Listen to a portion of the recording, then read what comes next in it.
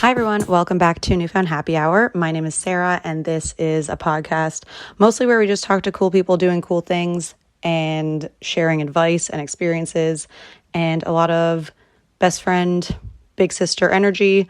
And this is the last part of this Mother's Day series that I was doing. There's going to be a part 1 and a part 2 with Melissa. Today is part 1.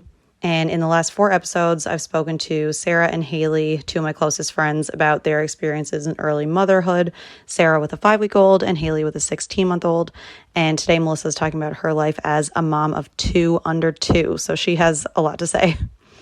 Like I've said in previous episodes, I think it is good not only for future moms to hear this, but friends and families and partners of them, because there's so much information out there and there's so much to learn, and knowing more about it lets us support those people better. And that has been something I've been curious about, as a lot more of my friends are having kids and starting families. I would say to take everything in these episodes knowing that these birth experiences did not happen in Newfoundland. So obviously things are done differently in different places, different rules and whatnot. So it's good to check where you live specifically, what all the protocols are. But I love hearing about all of this stuff. So let's hear what Melissa has to say.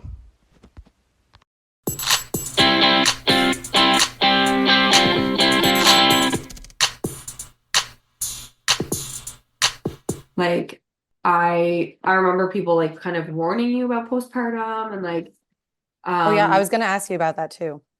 yeah, so like postpartum is like a very like gray area for everyone and no one really talks about it. And I feel like everyone says that now. Like I always see that on like videos and Mm. podcasts is like no one talks about postpartum enough. And like I never ever felt like I was like feeling ill will towards my babies. Mhm. I just felt like sad, like because you have that, oh, I'm always alone, and like where are my friends and family, and like so it was more so that portion of it. It's like I'm kind of sad because I don't have that friends and family support here.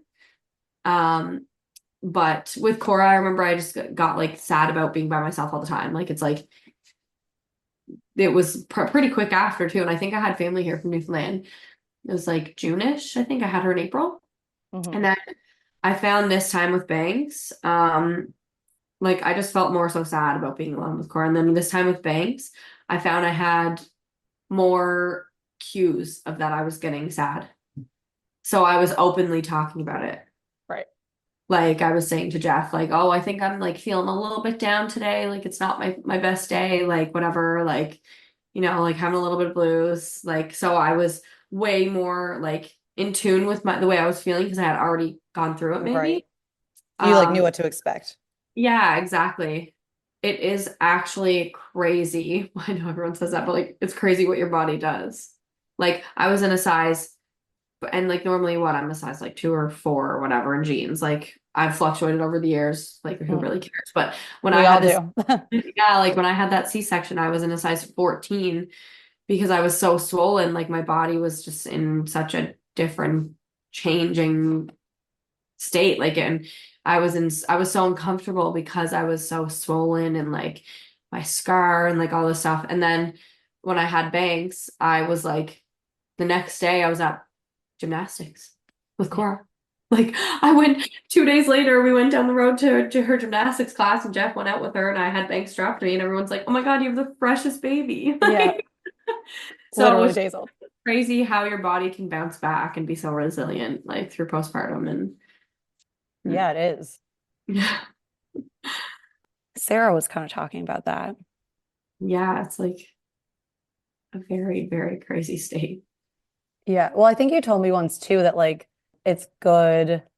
I forget which one of our friends were pregnant, but you were like, yeah, like seeing a therapist and like doing that beforehand or during or after is like a good thing. And I think that's become 100. more normalized. Oh my God, 100%. And like honestly, for the pure fact of that, like you just want to vent sometimes. It's like you want to vent to people who don't know your story. Like you just need to get some stuff off your chest. And it was like, I think, yeah, I saw a therapist before Laura and then after as well. And I actually just started seeing one again recently, just post bangs, just to make sure. Like Hmm. I wasn't really feeling too down, but I was just like, I don't feel myself, so I should maybe Yeah. jump on before I feel super out of whack. Yeah. Almost like preventative Yeah. in a way. Yeah, Yeah. it was preventative measures for sure because I knew what I went through last time, and like it's really hard on your relationship. Hard because you're both in such a weird stage of like getting used to parenting, and like I felt trapped, whereas like Jeff was going to work and stuff, but he was like, I don't, you know what I mean? I'd rather stay home with you guys. And I'm like, I know, but like it's so like it's such a weird change in your life. Yeah. So I just remember feeling that way. And I was like, okay, I need to like kind of take a stab at this before it happens this time. Like, so that's Yeah. why I had scheduled an appointment because I was like, we're gonna do this. Yeah. Yeah. Good for you. Yeah. But yeah, when you were saying about postpartum, like feeling alone, I know that well, I feel like you met a group of friends when Cora was a baby. I know you definitely did with Banks. So do you want to talk about that and like how you met other mom friends?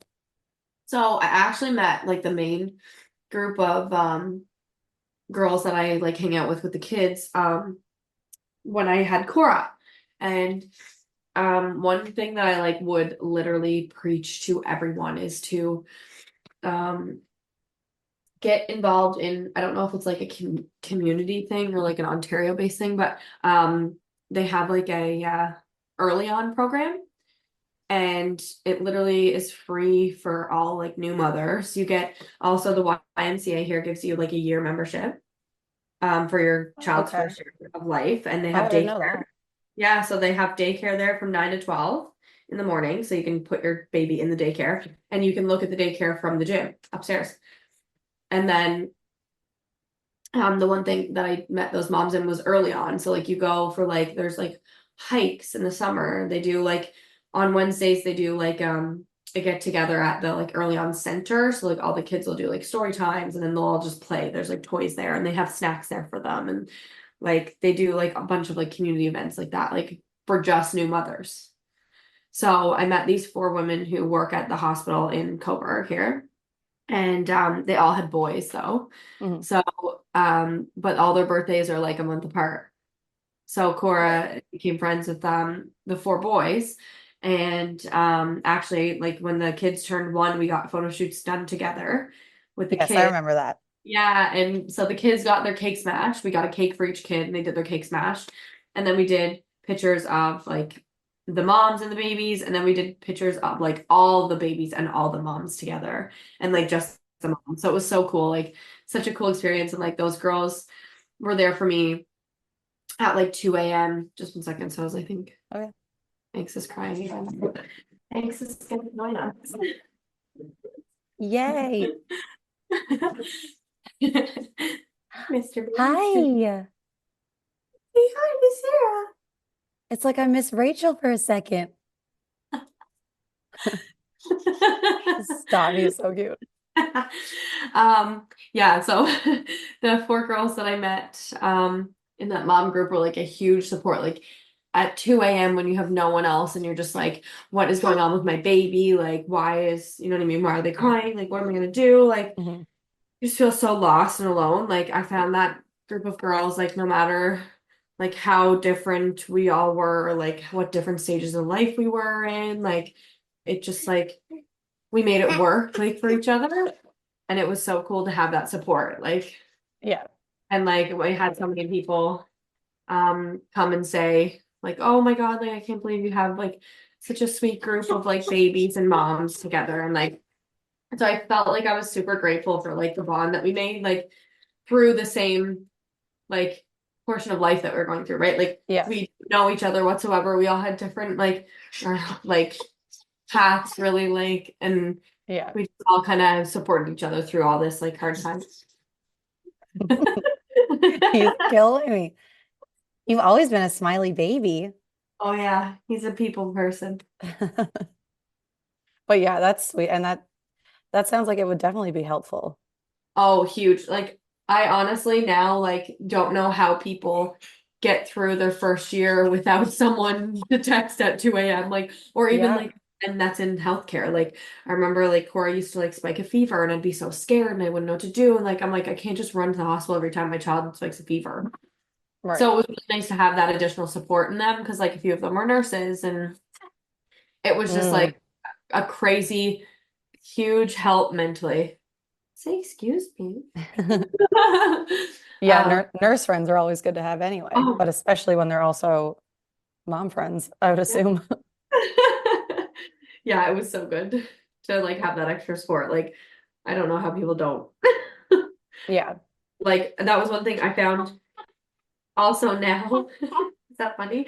I also find now I'm more like inclined to like throw the kids in the truck and go down to the beach with them, put them in the wagon together. You know what I mean? Like, whereas when I was with Cora, I felt like I was just like I would stay inside all the time by myself. Hmm. Even though I did meet these few people in a group, like I feel more motivated to get the kids out and do stuff, which I'm really happy about because it just like it does take a lot of like mental preparation to go out with your children. Like, Yeah, it can be. Well, I mean, I've nannied and obviously my niece is 3, so like I've like taken her places, but it is daunting to like pack up everything and make sure you have everything. And like I took her to the park and forgot sunscreen, and I was like, that is the most basic thing.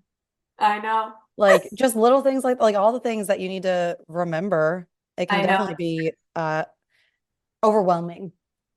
I actually recently, one thing I w wanted to mention to you too is I recently was asked if I had ever been diagnosed with ADHD. Mm. And I said, okay, first of all, everyone believes that they have ADHD now. And it's just like, I feel like it's an overdiagnosis out of our age group, which Mm. totally fair. But like, I like sat back and thought about it after, and I was like, I have 2 children under 2. Yes. I think that I maybe sound like I have ADHD, but like I'm being yelled at every day by 2 small children that don't know how to communicate. Yeah. And I also need to remember to, you know what I mean? Like do all these other things. So I just feel like there's just so much going on that like I'm like that term of overstimulated. Like Yeah. I have way too much going on to remember and it happened so fast. It wasn't like Mhm. I was a mom for a few years and then did it again. Like no, I did it right away. Like, Yeah. no, I just feel like it's just one of those things that like you just kind of have to get a swing of, you know what I mean? Yeah. It's just that stage of life, I feel like I don't think you would ever find a parent who is watching their kids without like a babysitter or nannies or whatever. Like, I don't think you'd find any who aren't overwhelmed No, a little bit. Like, like and we're that's in all you can daycare for focus days. on. It's not like you can't even like sit down and watch a show. Like your attention is needed constantly. 100%. Like the minute one of them wakes up, like right now, Cora's sleeping, and I was hoping he'd go down for a nap again, but like obviously he's right here with us. Mhm. So like it just doesn't work out the way he wanted to. Some days you don't have a minute to yourself to even breathe. Yeah. So, and one thing I did this time as well with Banks was I signed up for beach volleyball on Tuesday nights. Mm. So I made sure to do something for myself. Whereas like everyone told me to do it with Cora, and I was like, yeah, yeah, I'll do it, whatever. Like, but I never actually like actually signed up for anything or continued to do something for myself. Hmm. And I'm really glad I did because even going that hour to beach volleyball, it's only like down the road from our house, the beaches. Yeah. It makes a huge difference in my like mental capacity the next day. I can't with his face. Like, He's always smiling. I can't. He was like this when I was there in March too. Oh yeah, he's always smiling. He's the I love best. it. I do have to say, both my kids were very happy. Like I'm very grateful for that. And then one thing I think I wanted to end off with was yesterday. I was trying to like obviously, like I told you, I had like a rough day yesterday with kids. Like Mhm. truck broke down, then we got stuck on the highway, and the highway was closed, so we were stuck on there for 2.5 hours just in dead stop traffic. And like I was thinking about it yesterday when I was going through all this because I was by myself. Like Jeff was getting ready to go to work, Mhm. and I was just like, all I want to do is be like upset, you know what I mean, and like frustrated. But at the same time, like I have so much to be grateful for. Like I was trying to like kind of like step back in life because like it was very hectic and people were being like very like rambunctious on the road, like just Mhm. like dangerous. And it just like led me to like try and be like grateful for what I have. And like I'm very grateful for like healthy children and obviously happy Yes. children. Like, and Yes. grateful for my health and like that I do have that additional support and like all of you guys back home. So like it's huge to like kind of step back from where you are because and like be grateful, but also like don't ever down the fact that you're feeling sad. Like some Yeah. people some people try to in postpartum be like, oh well, I should be grateful for that, but you also should feel all your feelings too. Like you're allowed Yeah. to, you're entitled to. You just went through a huge hormonal change. Mhm. Yeah, I think it's good to acknowledge it for sure. Absolutely. Yeah, and even like that's why I think these episodes are so good, like just acknowledging it because some people might not know or like have any idea what they're getting into. Yeah. Like I would have loved something like this before. Yeah. So I guess, well, I usually end with advice. I don't know if I even did the past two episodes because there was just so much, like the whole episodes were just flat out advice about Yeah. like being a mom at different stages. But Yeah. is there any advice that you want to share, maybe about like going from one to two, or maybe just like having a boy and a girl, or two, I don't know, or maybe Um, like advice you would tell yourself at the beginning of all this? I don't know. everyone like tells you like not to blink, obviously, because it goes Mm. so fast. And like some days you're so frustrated because you just want to like get it over with. You're just like, I'm done with this at this point. Like, but honestly, yeah, my advice would be like to kind of just take it all in, like enjoy every moment, like try and break the generational like curses that you feel like you went through. Like a lot of them Mm, you try to do as a parent, but also like you're learning too. So my one main piece of advice would be like don't be so hard on yourself as a mom because I feel like a lot of moms now are like I'm sure our moms were as well, but just don't be so hard on yourself. yeah.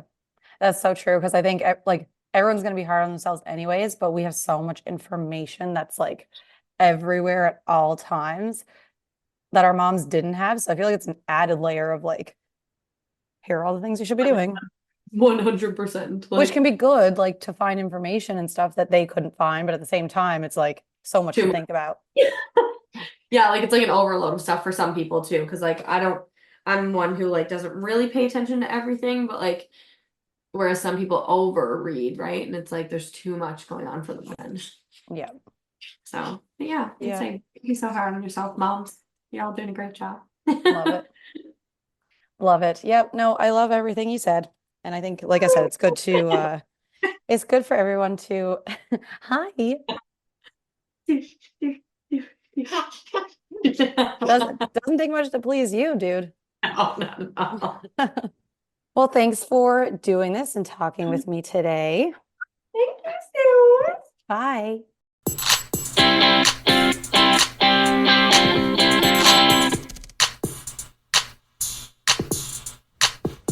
Thanks for listening, everyone, and thanks to Melissa. I love hearing all these stories and experiences, and I really like what she was saying about gratitude. It's something I think about literally every day, like the things that I'm grateful for and thankful for. And I think it's something that everyone should try and do as often as they can because it can change your whole perspective on the day or week or life phase that you're in. But also, like she said, really giving space for your emotions at the same time. I would encourage everyone to go back and listen to the previous episodes of this mini series for Mother's Day. It is good to note that everyone really does have different experiences and opinions, and no two pregnancies are alike. I've heard a lot of people say that, and it really is true. And that's why it's so, so important to protect everyone's right to choose when it comes to reproductive health care, because no two pregnancies or births are the same. And speaking of reproductive health care, after part 2 of this episode, I'm going to be doing a deep dive into my experience coming off of birth control. I've had some friends share their experiences as well. And it's something that I couldn't really find a lot of information on. I mean, there is a lot of information out there, but you really have to look for it. And I was kind of looking for just a simple video or podcast episode explaining what to do or the best way to come off it. And I know that there are doctors that are more aware of the process and naturopaths and things like that that can help. But I really just wanted to try and learn for myself. And so that's going to be an episode full of basically my experience during those first few months. And maybe it will help other people if they're in the same boat. So stay tuned for that. Episodes come out every Friday, sometimes every other Friday. And you can find me at Newfound Happy Hour on Instagram, TikTok, Facebook, and anywhere you get your podcasts. Have a good weekend.